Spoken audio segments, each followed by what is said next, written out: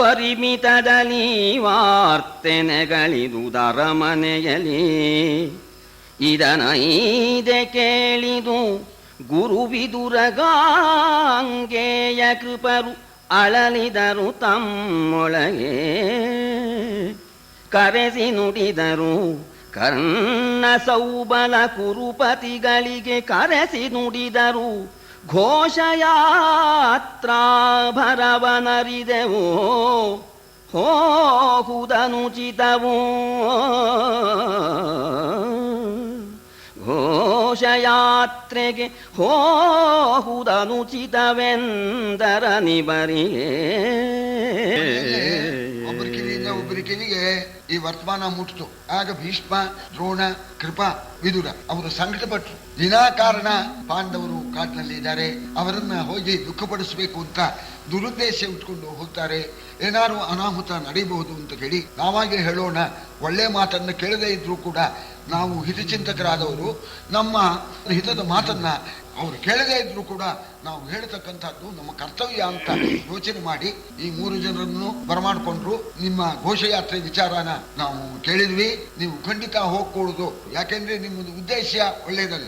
ಘೋಷಯಾತ್ರೆ ನಮ್ಮ ಅರಮನೆಯ ಗೋವುಗಳನ್ನೆಲ್ಲ ನೋಡ್ಕೊಂಡು ಆ ಲೆಕ್ಕನೆಲ್ಲ ನೋಡ್ಕೊಂಡು ಬರೋದಕ್ಕೆ ಹೋಗ್ತಾ ಇದ್ದೇವೆ ಅಂತ ನೆವ ಹಾಕಿದ್ದೀರಿ. ಇದಕ್ಕೆ ನೀವು ಹೋಗ್ಬೇಕಾಗಿಲ್ಲ, ಮಹಾರಾಜರೇ ಹೋಗೋಲ್ಲ. ಕಂದಾಯ ವಸೂಲಿಗೆ ನಾನೇ ಹೋಗ್ತೀನಿ ಅಂತ ಮಹಾರಾಜ ಹೊರಟಿದ್ದಂತೆ. ಕಂದಾಯ ವಸೂಲಿಗೆ ಶಾನ್ ಭೋಗ್ರಿದ್ದಾರೆ, ಪಟೇಲ್ ಇದ್ದಾರೆ, ಅವ್ರು ಮಾಡ್ಕೊಳ್ತಾರೆ. ಅದಕ್ಕೆಲ್ಲ ಲೆಕ್ಕ ಇದೆ. ಅರಮನೆಗೆ ಗುಮಾಸ್ತರಿದ್ದಾರೆ, ಅವರಿಗೆ ಹೇಳಿ ಕಳಿಸಿದ್ರೆ ಹೋಗಿ ನೋಡ್ಕೊಂಡು ಬರ್ತಾರೆ. ಇಷ್ಟು ಹಸಿ ಇದೆ, ಇಷ್ಟು ಕರ ಇದೆ, ಇಷ್ಟು ಇದೆ ಎಲ್ಲ ಲೆಕ್ಕ ಅವರು ಮಾಡ್ತಾರೆ. ನೀವು ಅದಕ್ಕೆ ಹೋಗ್ಬೇಕೇನು? ನಿಮ್ಮ ಉದ್ದೇಶ ಒಳ್ಳೇದಿಲ್ಲ, ಹೋಗಬೇಡಿ. ನೀವು ಹೋದರೆ ಖಂಡಿತವಾಗಿಯೂ ಕೂಡ ತೊಂದರೆಯಾಗತ್ತೆ. ಯಾಕೆಂದ್ರೆ ಭೀಮ ಮಹಾಶೂರ, ನೀವು ಇಷ್ಟೆಲ್ಲ ಅಪಕಾರ ಮಾಡಿದ್ರು ಏನೋ ಸಹಿಸಿಕೊಂಡಿದ್ದಾನೆ. ಅವನ ಮುಂದೆ ಹೋಗಿ ನೀವು ಜಬರ್ದಸ್ತ್ ಮಾಡಿದ್ರೆ ಭೀಮನಿಗೆ ತಡೆಯೋದಿಲ್ಲ. ಅವಗಡೆಯನ ಭೀಮ ನೀವೆಂಬರು ನಿಸ್ಸೀಮರು, ಚತುರ್ಬಲ ನಿವಗ ನಿಲ್ಲದು ತುಡುಕುವುದು ತುಳಿವುದು ತಪೋವನವ. ವಿವಿಧ ಋಷಿಯರ ನೇಡಿಸುವರೀ ಯುವತಿಯರು, ವಿವಿಧ ಋಷಿಯರನು ಏಡಿಸುವರೀ ಯುವತಿಯರು. ಕೈಕಾಲು ಮೆಟ್ಟಿನ ಬವರ ಗಂಟಿಕ್ಕುವುದು ಲೇಸಲ್ಲ, ಇದು ಲೇಸಲ್ಲ ಎಂದನ ಭೀಷ್ಮ.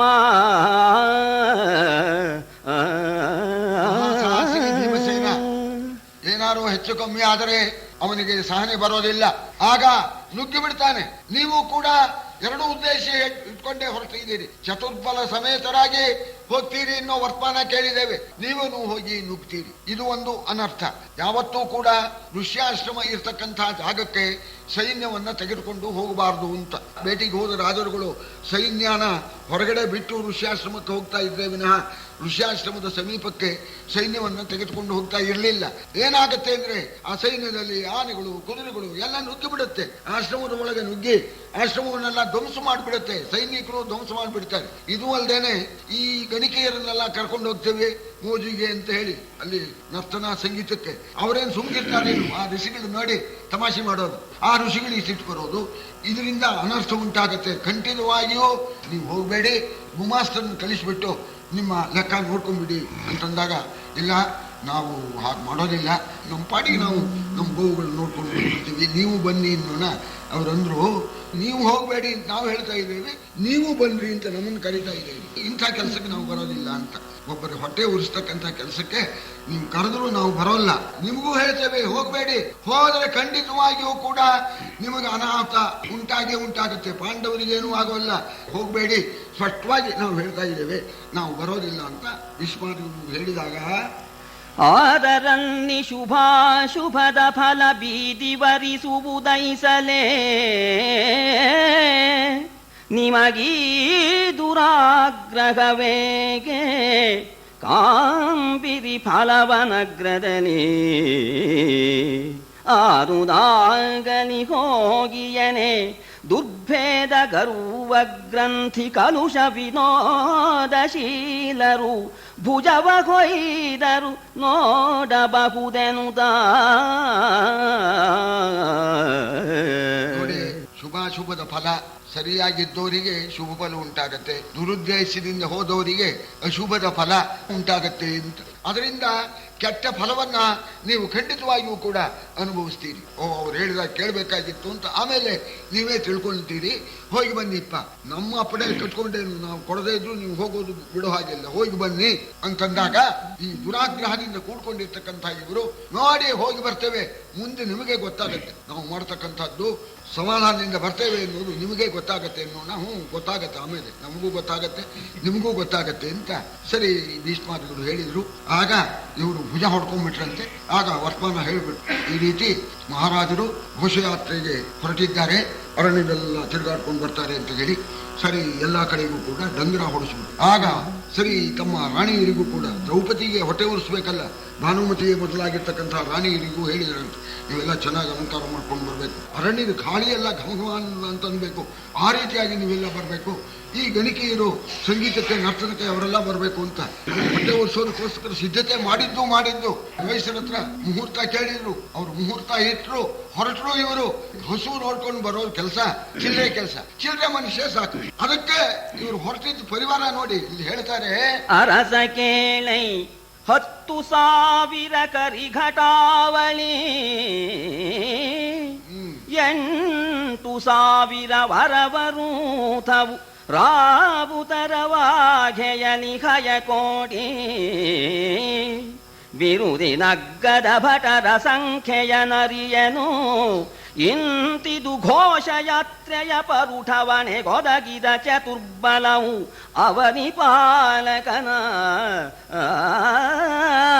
ಚತುರ್ಬಲ ಯಾತಕ್ಕಪ್ಪ? ಗೋವು ನೋಡ್ಕೊಂಡು ಬರೋದಕ್ಕೆ ಚತುರ್ಬಲ ಯಾತಕ್ಕೆ? ಇಲ್ಲಿ ಹೇಳ್ತಾರೆ 10,000 ಆನೆಗಳು, 8,000 ರಥಿಕರುಗಳು, 1,000,000 ಕುದುರೆ ಸವಾರರು, ಇನ್ನು ಪುಡಿಗಣ ಈ ಪದಾರ್ಥಗಳು ಎಷ್ಟಿತ್ತೋ ಯಾರು ಲೆಕ್ಕ ಮಾಡೋದು. ಅರಮನೆಗೆ ಸಂಬಂಧಪಟ್ಟ ಹಸು ನೋಡ್ಕೊಂಡು ಬರೋದಕ್ಕೆ ಚತುರ್ಬಲ ಸೈನ್ಯ ಜೋಡಿಸಿಕೊಂಡು ಇವನು ಹೊರಟಿದ್ದಾನೆ. ಚಿನ್ನದ ಪಲ್ಲಿಕೆಯಲ್ಲಿ ರಾಣಿ ವಾಸದವರು ಎಲ್ಲ ಕೂತ್ಕೊಂಡ್ಬಿಟ್ಟಿದ್ದಾರೆ. ಈ ರೀತಿ ಹೊರಡೋಣ. ಆ ಹಸ್ತಿನಾ ನಗರದಲ್ಲಿರ್ತಕ್ಕಂಥ ಶ್ರೀಮಂತರುಗಳೆಲ್ಲ ಹೇಳಿದ್ರಂತೆ, ಸರಿ ಮಹಾರಾಜರೇ ಹೋಗ್ತಾರಂತೆ, ಒಳ್ಳೆ ವಿನೋದವಾಗಿರುತ್ತೆ, ಹೋಗಿ ಬರೋಣ ಅಂತ. ಆಗಲಿ ಅಂತ ದಂಪತಿ ಸಮೇತ ಅವರು ಮಹಾರಾಜರು ಹೊರಟಿದ್ದಾರೆ, ಒಳ್ಳೆ ವಿನೋದ ಮೋಜು ನಡೆಯುತ್ತೆ ಅಂತ ಯಾರ್ಯಾರು ಹೊರಟರು ಅಂದ್ರೆ ನಮ್ಮ ಕುಮಾರವ್ಯಾಸ ಒಂದು ಪಟ್ಟಿ ಕೊಡ್ತಾನೆ. ನೆರೆದುದ ಗಣಿತವಂತಿಗಣು ಕವಿವರರು, ವಿದ್ವಾಂಸರು, ವಿಧಾವಂತರು, ಸುನರ್ತಕ ಕಥಕ ಪರಿಹಾಸಕರು, ಪಾಠಕರು, ಚರರು, ಮಲ್ಲರು, ಬೆಂಟೆಗಾರರು, ಪರಿಜನಾವಳಿ ಸಹಿತ ನಗರಾಂತರದ ಪಯಣದ ಮೇಲೆ ಪಯಣದಲ್ಲಿ ಅರಸನೈದಂದ. ಅಗಣಿತ ಪರಿವಾರ ಬಂದಿಮಾಗದ್ರು ಹೊರಟರು ಸ್ತೋತ್ರ ಮಾಡೋಕೆ, ಮಹಾರಾಜರ ಹತ್ರ ಬಹುಮಾನ ಪಡ್ಕೋಬೇಕು ಅಂತ ಕವಿಗಳು ವಿದ್ವಾಂಸರುಗಳು ಹೊರಟಿದ್ದಾರಂತೆ. ಇನ್ನು ನಾನಾ ವಿಧವಾಗಿರ್ತಕ್ಕಂಥ ಅಂಗಡಿ ಮುಗ್ಗಟ್ಟಿನವರು ವ್ಯಾಪಾರ ಆಗತ್ತೆ ಅಂತ ಅವರೆಲ್ಲ ಹೊರಟಿದ್ದಾರಂತೆ.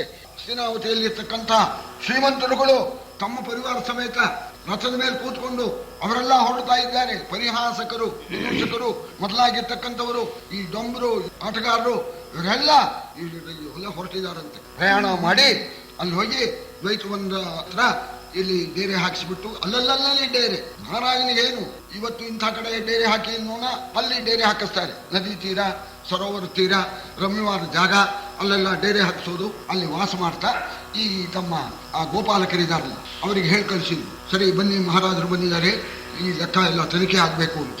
ಆಗ ಅವರೆಲ್ಲ ಬಂದ್ರಂತೆ. ಅರಮನೆಯ ಹಸುಗಳು ಕರುಗಳು ಹೇಗಿದೆ ನೋಡಬೇಕು ಅಂದ್ರಂತೆ.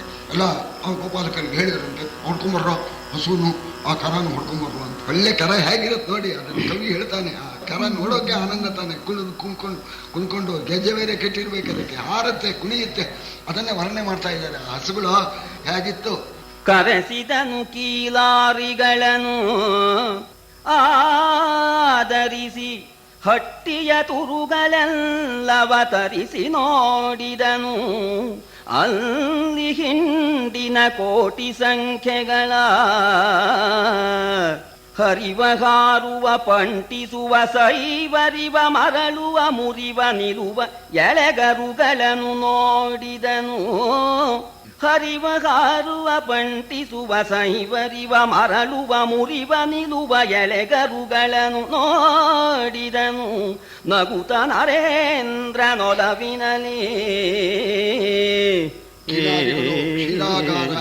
ಕ್ಷೀರಾಗಾರ ಕೀಲಾರ ಅದರ ಅಧಿಕಾರಿಗಳು ಅಂತ ಗೋಪಾಲಕರು ಅಂತ ಅವರನ್ನೆಲ್ಲ ಕರೆಸಿದ.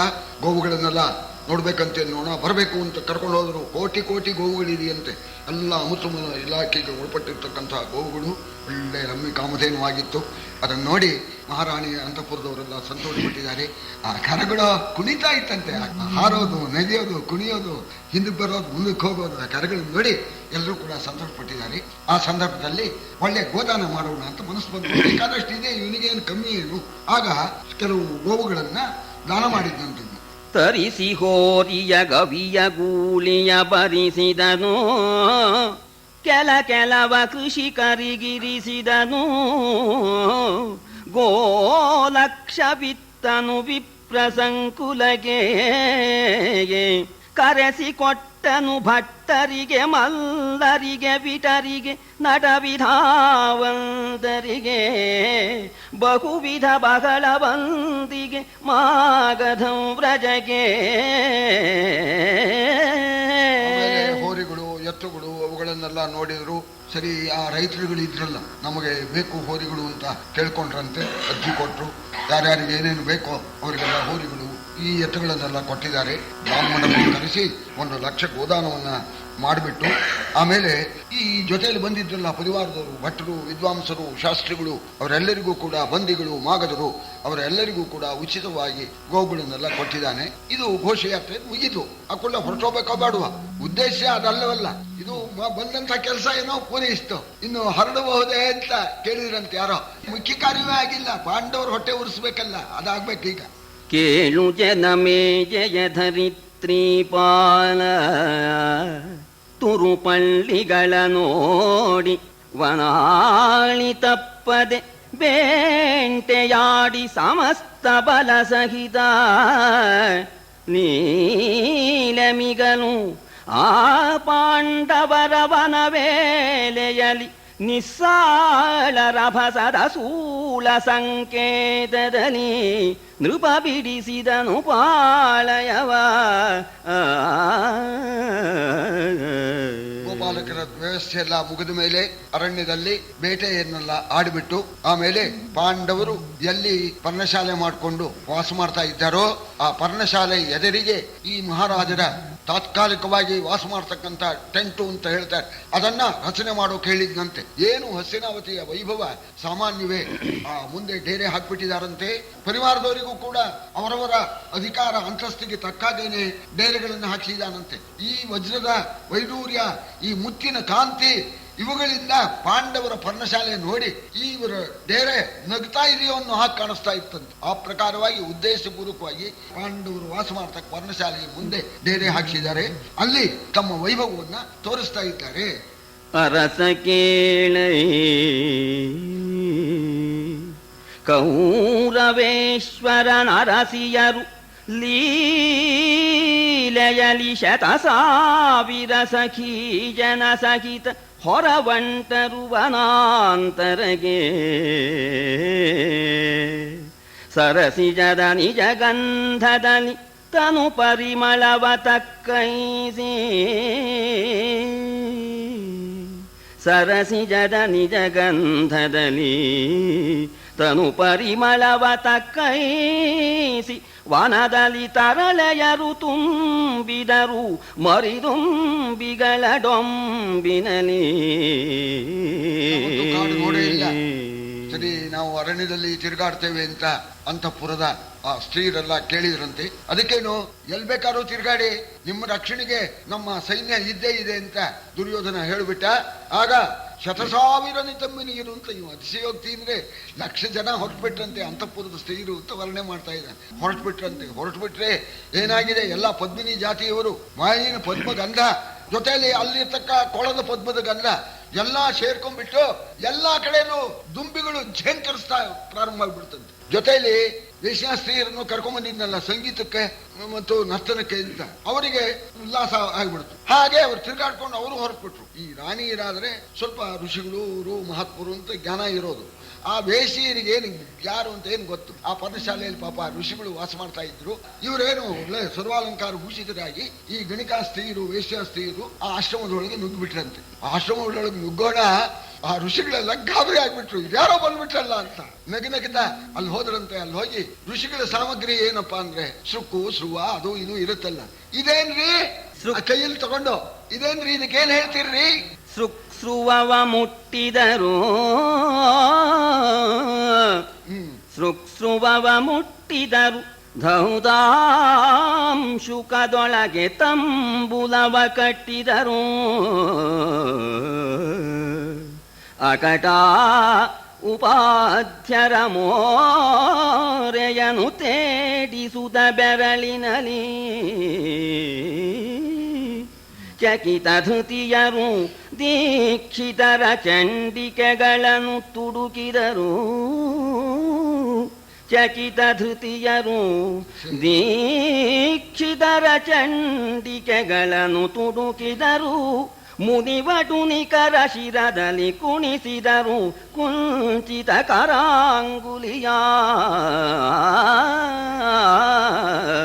ಸಾಮಗ್ರಿಗಳು ಅದೆಲ್ಲ ಮುಟ್ಬಿಟ್ರಂತೆ. ಇದೇನು ಇದೇನು ಅಂತ ಸೃಕ್ಕು ಸುವ ಅದೆಲ್ಲ ಮುಟ್ಟಿದ್ರಂತೆ. ಮುಟ್ಟಿದವರು ಆ ಋಷಿಗಳನ್ನು ನೋಡಿ, ಏನ್ರಿ ಹೀಗಿದ್ದೀರಿ ನೀವು ಅಂತ ಋಷಿಗಳನ್ನು ನಿಂದಿಸೋದು.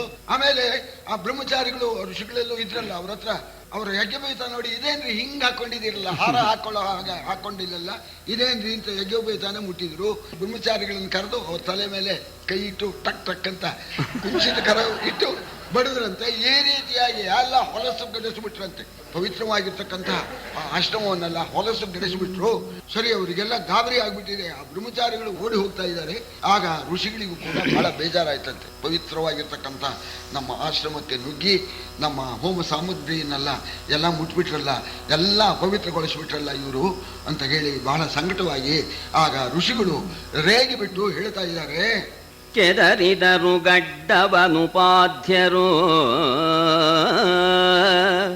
ಉಪಾಧ್ಯರು ಬೆದರಿ ನಿಂದರು, ಇದೇನು ಇವರು ಮಾಡಿದ ವಿಟಾಳವ ಹೇಳುವೆವು ಕುಂತಿ ಕುಮಾರರಿಗೆ.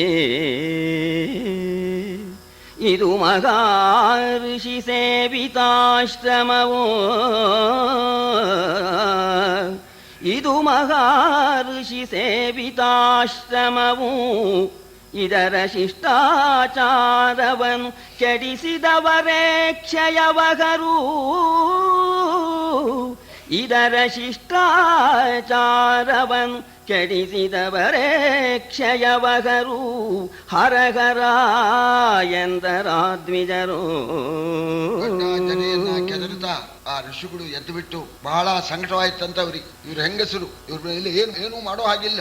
ಈ ರೀತಿ ಶೂದ್ರೀರಾಗಿರ್ತಕ್ಕ ಇವರೆಲ್ಲ ಬಂದು ಆ ಆಶ್ರಮದೊಳಗೆ ನುಗ್ಗಿ ಆ ಆಶ್ರಮವೆಲ್ಲವನ್ನೂ ಕೂಡ ಅಪವಿತ್ರ ಮಾಡಿಬಿಟ್ರು. ಪಾಂಡವರಿಗೆ ಹೇಳ್ತೇವೆ, ನಿಮ್ಗೆ ಹೇಳೋರು ಕೇಳೋರು ಇಲ್ವೇ? ನಿಜವಾಗೂ ಈ ಪವಿತ್ರವಾಗಿರ್ತಕ್ಕಂಥ ಆಶ್ರಮಕ್ಕೆ ಬಂದು ಶಿಷ್ಟಾಚಾರವನ್ನ ನೀವು ಕೆಡಿಸಿದ್ದೀರಿ, ನಾಶವಾಗ್ತೀರಿ. ಪಾಂಡವರಿಗೆ ಹೇಳ್ತೇವೆ, ನಿಮ್ಗೆ ತಕ್ಕ ಶಿಕ್ಷೆ ಮಾಡಿಸ್ತೇವೆ ಅಂತ ಆ ಋಷಿಗಳು ಸಿಟ್ಟಿಂದ ಎದ್ರಂತೆ. ಎದ್ದಾಗ ಇವರೇನು ಕಮ್ಮಿ ಏನು ಇವರಂದ್ರಂತೆ. ಪಾಂಡವರಿಗೆ ಹೇಳ್ತೀರಾ? ಹೋಗ್ರಿ ಹೇಳ್ರಿ. ಹೇಳಿದೊಡೆ ಕುಂತಿ ಕುಮಾರರು ಕೇಳಿ ಮಾಡುವುದಾವುದೋ, ವನಪಾಲಕರು ತಾವಿಂದು ಪೃಥ್ವಿ ಪಾಲನೆಮ್ಮೊಡೆಯ. ಹೇಳಿ ಬಳಿಕ ಅರ್ಜುನನ ಭೀಮನ ಧಾಳಿಯನು ತಗುದು, ಅರ್ಜುನನ ಭೀಮನ ಧಾಳಿಯನು ತಹುದೆನುತ ಅತಿಘಾತಾಳಿಯರು ಮುನಿಜನವ ಬೈದರು ಬಹುವಿಕಾರದಲ್ಲಿ. ಇವರಿಗೆ ಗೊತ್ತಿಲ್ಲ, ಬಾಯಿಗೆ ಬಂದಾಗ ಆ ಋಷಿಗಳನ್ನೆಲ್ಲ ಬೈತಾ ಇದ್ದಾರೆ. ಏನ್ರಿ ಮಾಡ್ತೀರಿ? ನಿಮ್ ಪಾಂಡವರಿಗೆ ಹೇಳ್ತಿ ಏನ್ರಿ ಮಾಡ್ತೀರಿ? ಬರ್ಲಿ ಕಣ್ರಿ ನಿಮ್ ಭೀಮ, ನಿಮ್ ಅರ್ಜುನ ಬರ್ಲಿ. ಏನ್ ಮಾಡ್ತಾನೆ ನಮ್ಮ ಕೌರವೇಶ್ವರ, ಅವನ ಮುಂದೆ ಈ ಪಾಂಡವರ ಆಟ ಏನ್ ನಡೆಯುತ್ತೆ? ಏನ್ರಿ ಮಾಡ್ತೀರಿ? ಬರ್ಲಿ ಕಣ್ರಿ, ನಾವು ನೋಡ್ಕೊಳ್ತೇವೆ ಅಂತ ಹೇಳಿ ನಾನಾ ವಿಧವಾಗಿ ಬೈತಾ ಶಾಪ ಕೊಡ್ತಾರಂತೆ. ನಿಮ್ ಶಾಪ ನಮ್ಮನ್ನೇನ್ರಿ ಮಾಡೀತು? ನಾವೇನು ಸಾಮಾನ್ಯರೇನ್ರಿ? ನಿಮಗಿಂತ ಹೆಚ್ಚು ಕಣ್ರಿ. ಒದ್ದು ಬಿಟ್ಟು ಈ ತಾಂಬೂಲ ಹಾಕೊಂಡು ಉಗಲು ಬಿಟ್ಟು ಕೆಲವು ವೃಕ್ಷಗಳಲ್ಲಿ ಹೂವು ಹಣ್ಣು ಬರೆಸಿದ್ದೇವೆ. ಇದು ಹೇಳ್ತಾರೆ ದೋಹದ ಅಂತ. ಇದೊಂದೇನೋ ಕವಿಗಳಿಗೆ ಸಮಯ